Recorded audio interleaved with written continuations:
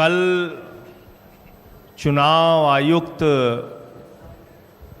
ज्ञानेश कुमार जी की बात को सुन के लगा कि उनका नाम दरअसल अज्ञानेश कुमार होना चाहिए। अज्ञानता की बातें की उन्होंने। या तो वो मूर्ख हैं या जानबूझ के मूर्ख बन रहे हैं, या वो हम लोगों को मूर्ख समझते हैं। ऐसी ऐसी बातें, ऐसी ऐसी तर्कहीन तथ्यहीन बातें उन्होंने की, हम लोग सुन के हैरान हैं। उनसे जो सवाल पूछे गए उसका एक भी जवाब उन्होंने नहीं दिया। आपने एक महीने के अंदर 25 जून से 25 जुलाई तक एसआईआर में 65 लाख वोट काट दिए बिहार के अंदर, एक भी वोट नहीं जोड़ा आपने। आपने 65 लाख वोट काट दिए। आप कह रहे हैं आप एसआईआर कर रहे हैं, स्पेशल इंटेंसिव रिवीजन, और उस रिवीजन में आपको एक भी आदमी पूरे बिहार में वोट जोड़ने लायक नहीं मिला। ये कैसा एसआईआर है आपका? आपने कहा 22 लाख लोग मर गए, उनके नाम काट दिए हमने। आप उस बिहार में एक महीने के अंदर सारा प्रमाण पत्र चाहते हैं जहां का बड़ा क्षेत्र बाढ़ में पीड़ित रहता है।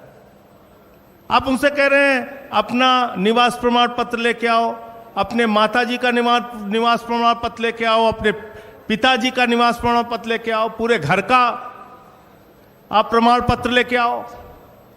कहां से लाएगा आदमी? और इसके अलावा ऐसी ऐसी गड़बड़ियां सामने आ रही हैं। आपका बीएलओ खुद से फॉर्म साइन करके जमा कर रहा है, उसकी वीडियो सामने आई। क्या कार्रवाई की आपने? अमेरिका के राष्ट्रपति ट्रंप का वोट बिहार में बन गया, क्या कार्रवाई की आपने? कुत्ते का निवास प्रमाण पत्र बिहार में बन गया, क्या किया आपने? क्या किया आपने? आप बेवकूफ समझते हैं इस देश के लोगों को। खुलेआम आपने एसआईआर के जरिए घपला घोटाला किया, मरे हुए लोगों को जिंदा कर दिया, जिंदा लोगों को मार दिया। लेकिन मेरी चिंता इससे थोड़ा अलग है, और वो गंभीर चिंता है। भारतीय जनता पार्टी, नरेंद्र मोदी जी की पार्टी कहती है इस देश में उन्हीं लोगों के वोट कट रहे हैं जो घुसपैठियां हैं, जो बांग्लादेशी हैं। तो 22 लाख तो बिहार में कह रहे हैं मर गए इसलिए हमने काट दिए। अब 43 लाख जो वहां पे बचे हैं वो सब घुसपैठियां हैं। उनके लिए डिटेंशन सेंटर बनेगा, वो सब पकड़ पकड़ के बांग्लादेश भेजे जाएंगे। वो उनको हिंदुस्तान में रहने का हक नहीं है। वो जो सुप्रीम कोर्ट में गए थे, उन्होंने कहा था कि मैं जिंदा हूं, अब वो बांग्लादेश जाएंगे क्योंकि वो घुसपैठियां हैं। बीजेपी कह रही है वो घुसपैठियां हैं। एक आईएएस अधिकारी हैं व्यास साहब रिटायर्ड आईएएस अधिकारी हैं, पति पत्नी दोनों के नाम काट दिए गए। अब वो घुसपैठियां हैं, वो डिटेंशन सेंटर में रहेंगे, वो बांग्लादेश जाएंगे। आप देश को आपने तमाशा बना रखा है।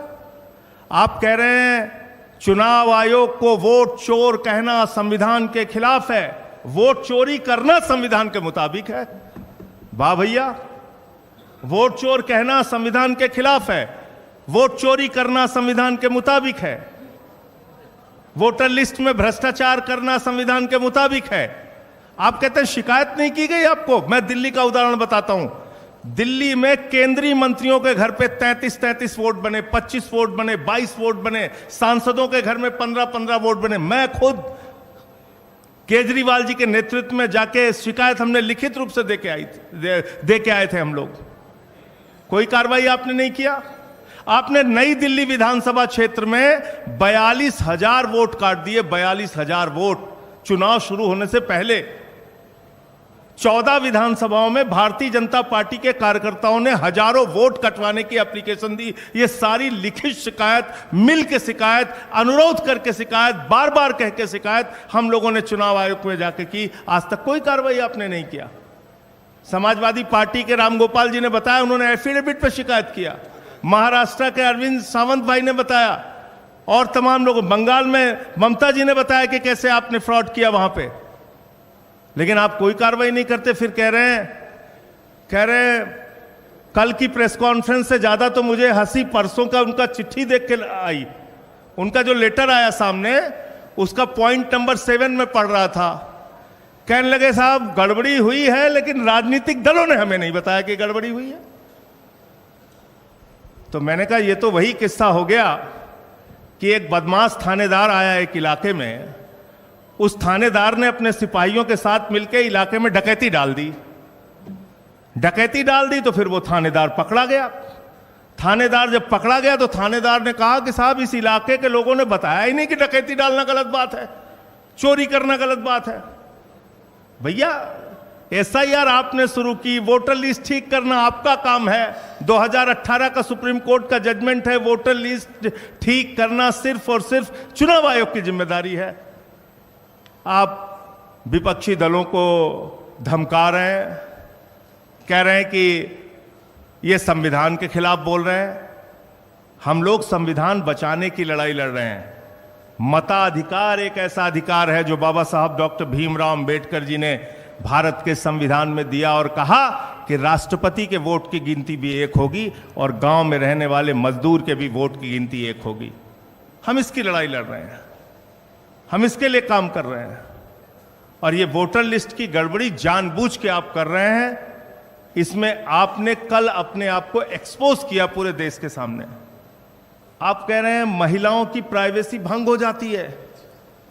वोटर लिस्ट की जब वोट देने के लिए लाइनें लगी होती हैं महिलाओं की, मैंने तो महुआ जी से कहा कि इस बार जब वोट देने के लिए जाना तो किसी मीडिया वाले को अपनी वीडियो मत बनाने देना, क्योंकि आपकी प्राइवेसी भंग हो जाएगी उससे। भाई बताइए, आप पूरे देश का चुनाव दिखाते हैं, कश्मीर से लेकर कन्याकुमारी तक महिलाएं लाइन में लगी हैं, वो आप दिखाते हैं, उनका इंटरव्यू आप लेते हैं, वो आप दिखाते हैं। 45 दिन तक आपके खुद के नियम में आज भी लिखा हुआ है कि आप सीसीटीवी फुटेज देंगे, तब प्राइवेसी भंग नहीं होगी। तो इसलिए आपने सरासर झूठ बोला, सीना ठोक के कल झूठ बोला। चुनाव आयोग ने कल पूरे देश को यह बताने का काम किया कि वास्तव में उन्होंने भारतीय जनता पार्टी के साथ मिलकर चुनावी घोटाला किया है और चुनाव को प्रभावित करने का काम कई राज्यों में किया है। वही खेल आप बिहार में करने जा रहे हैं। दिल्ली में आपने खुलेआम ये सारा काम किया है। तो मैं सिर्फ इतना कहना चाहता हूं कि आप जांच से बचिए मत, जांच कराइए। जो तथ्य आपके सामने लाए गए हैं अब तक, जिन राज्यों के अलग अलग राज्यों के तथ्य आपके सामने लाए गए हैं, जब तक आप इन सब की जांच नहीं कराते, आपकी निष्पक्षता पे आप कह रहे हैं ना हम समकक्ष हैं, न पक्ष न विपक्ष न समकक्ष। आपको अगर अपने आप को निष्पक्ष साबित करना है तो पूरे देश में जहां जहां बड़ी शिकायतें आपके बारे में मिली हैं, आप उसकी जांच कराइए और कार्रवाई कराइए, वरना आपको हमेशा ये कहा जाएगा कि आपके नेतृत्व में वोट चोरी हुई है और आपने घोटाला किया है। धन्यवाद।